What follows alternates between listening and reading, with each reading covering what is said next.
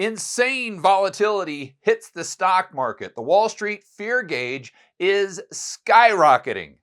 The fear gauge is above 50 points today on the index. How long will this extreme volatility last? Will it lead to an epic bear market like we saw during the GFC? Or will we rebound and go right back to all-time highs? I'm going to do my very best to answer those questions for you in 3 simple, fast steps. Step number 1, let's go over what the F just happened. Okay, we start with a chart going all the way back to March 10th of this year. And we go to today's date on the left. Oh, I kind of erased it with my arm there. On the left, we go from 38,548 all the way up to 42,841. So back March 10th, we were just kind of humming right along here. A couple up days, couple down days. Really just nothing to see here. No big deal. Yeah, we've got some tariffs, but yeah, who cares?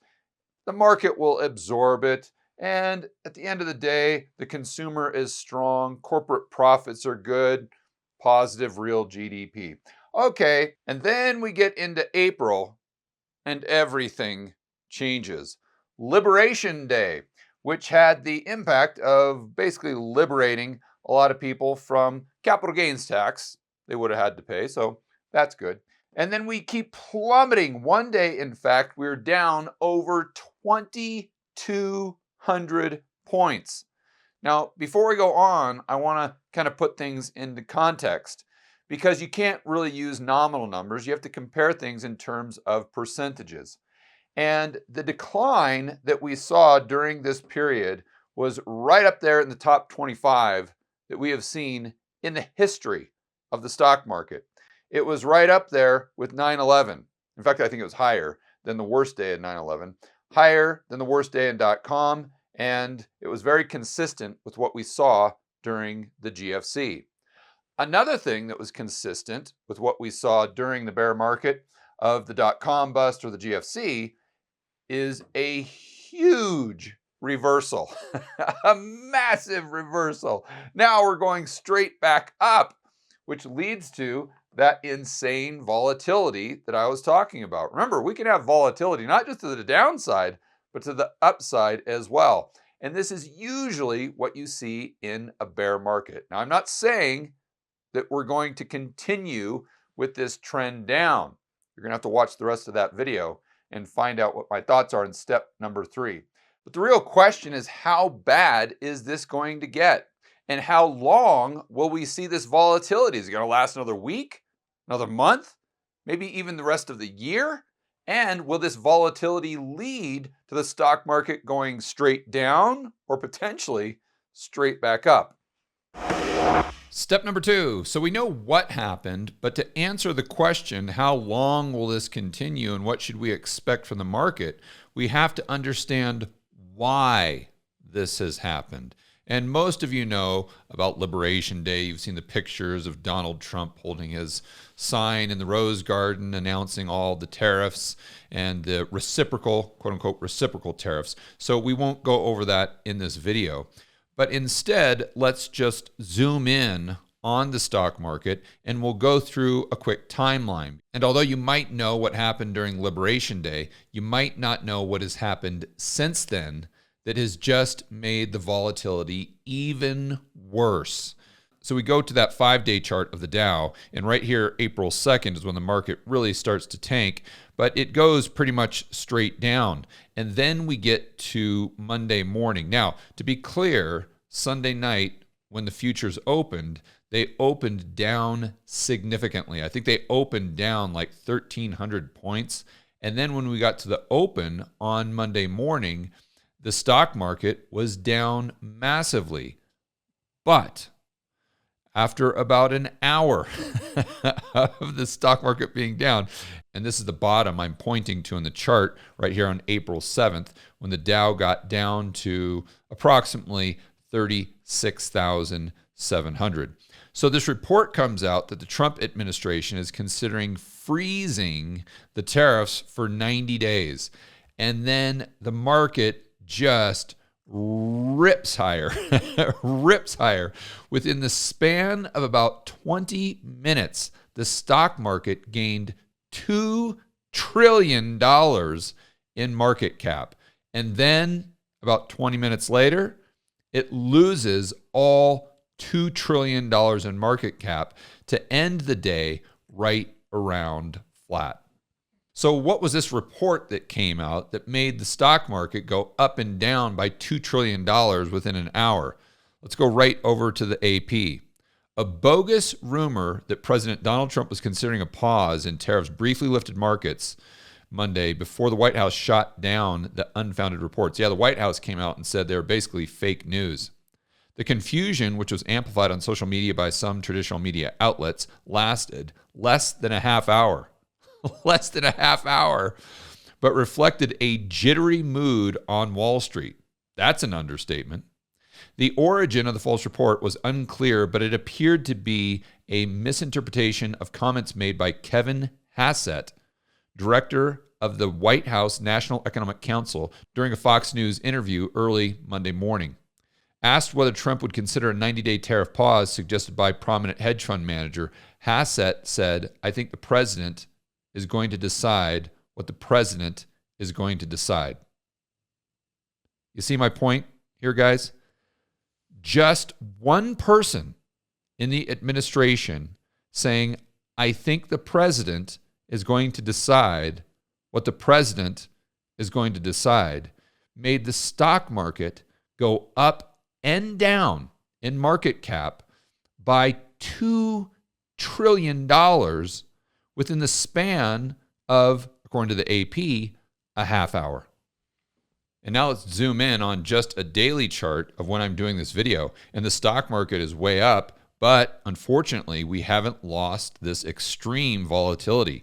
We open the day right around 39,337, and then we shoot straight down to 39,000, almost flat.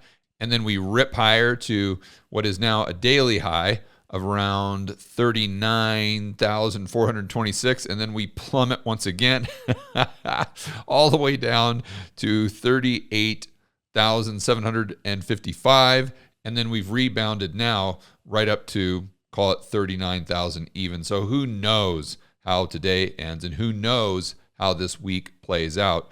But I can assure you it's going to be predicated on headlines. Step number 3. So we know what happened. We know why it happened. So now we have to dive into and try to answer the question, what on earth will happen next? Is this volatility going to continue? Is it going to get worse? Are we going to go into a huge bear market, or are we going right back to all-time highs? We're focused on the stock market, but most of you know from watching my videos, the market I pay the closest attention to is the Treasury market. So let's look at what is happening with 10-year Treasury yields. And as most of you would guess, it is just as insane as what's happening in the stock market. Potentially even more insane, more unprecedented. We just go right back to April 3rd to what's happening today on the 8th, and I'm guessing what will happen into the next couple weeks here. And then on the left, we go from 3.9% up to 4.25. So starting on Independence Day or Liberation Day, whatever he was calling it, the 10-year Treasury yield really starts to go down. And keep in mind, just a few months ago, it was at 4.8%. Now, here's a quick question. What really drives 10-year Treasury yields? It's growth and inflation expectations. More on that in just a moment. But it comes all the way down over the last few months to a point right here on the 4th where we go sub 3.9%. But then, oddly enough, as the market, I think the Dow is down 2,200 points on this day, it starts going back up. Now, this is the opposite of what you would expect. Because if the stock market is crashing, that means that growth and inflation expectations should be going down, not up. And then the market's closed here. It opens back up On the 7th, it goes straight down again, which is what you would expect due to everything that we discussed in this video. But then the guy comes out on Fox News and it goes straight up to a point right here where we're at 4.2%. It comes back down a little, but it goes up to a point that's close to 4.25. So let's think about this. In the span of just a couple trading days, we have gone from sub 3.9% all the way up to call it 4.2%. And just yesterday, it had a move of call it 30 basis points within the span of just a few hours. I've been doing videos on this channel since 2019, straight through all of the madness we saw during the cerveza sickness. And I can honestly say, this is probably the craziest move I have ever seen in any asset, in any market. So now let's go back and try to understand why this happened. Okay, we know that growth and inflation expectations usually are the main drivers of the long end of the curve, in this case, the 10-year Treasury yield. Well, let's ask ourselves the question, did growth expectations go completely parabolic within the span of a few hours? Maybe, but let's remember, although the White House came out and said that this report of a 90-day freeze was fake news, this kind of plants the seed in the mind of the market that the probabilities that the tariffs go away sooner than later have increased substantially. So for me, that would make quite a bit of sense. But what about inflation expectations? Because this would be the opposite, right? So up here, we're expecting growth is going to increase above and beyond where we thought it was going to be because of, let's just say, no tariffs. This is the way the market is perceiving it, or fewer tariffs than they thought right about here.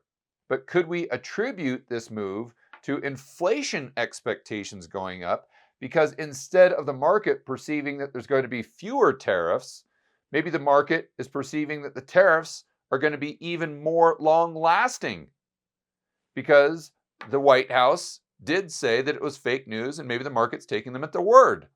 For me, this isn't my base case. Why? Because editor, go and throw up a chart of oil and we can see that it didn't go up like the 10-year Treasury yield, and it didn't go up like the stock market. Now let's look at a chart of copper. We can see pretty much the exact same thing as oil. So for me, if it was all about growth and inflation expectations going parabolic, I would expect to see oil and copper follow along with the 10-year Treasury yield. And because it didn't, this leads me to another conclusion. So now let's instead look at this through the lens of liquidity. So there's T-bills, there's treasuries on the balance sheet of a lot of pension funds, a lot of global banks, a lot of hedge funds. You guys know that just from watching my videos and using some common sense. And they also hold a lot of gold. Well, when you get into this volatility, when you get into turmoil, when you have liquidity problems, if you're a huge pension fund, let's say, you have to sell something in order to generate the cash you need. Well, you're going to sell whatever is on your balance sheet that is extremely liquid and has a decent bid. And this is why you usually see gold go down to such a substantial degree during times of crisis like the cerveza sickness and the GFC. It's because gold is doing its job. And gold does go down, but usually it goes down a lot less than everything else.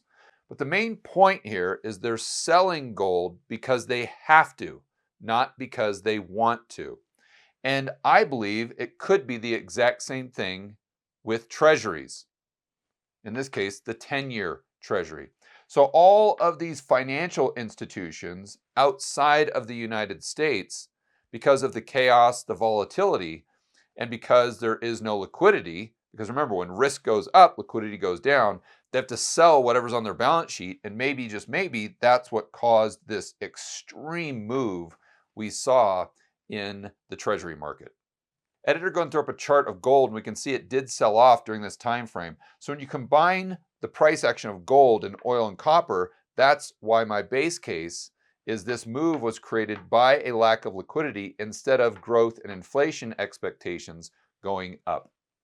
I want to point out, unfortunately, if the liquidity event gets big enough, it can, I'm not saying it will, but it can turn into a financial crisis very similar to what we saw during the GFC.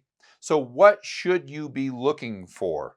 What metrics, what data points, what charts to determine if this is going to go the way of the GFC or if things are going to kind of calm down here and therefore there's a high likelihood that we see the stock market, well, not this chart, but editor, go and help me out here. The stock market continue to go back up, maybe not to all-time highs, but at least get back up to the levels that we saw last week and at least reduce this crazy, insane volatility.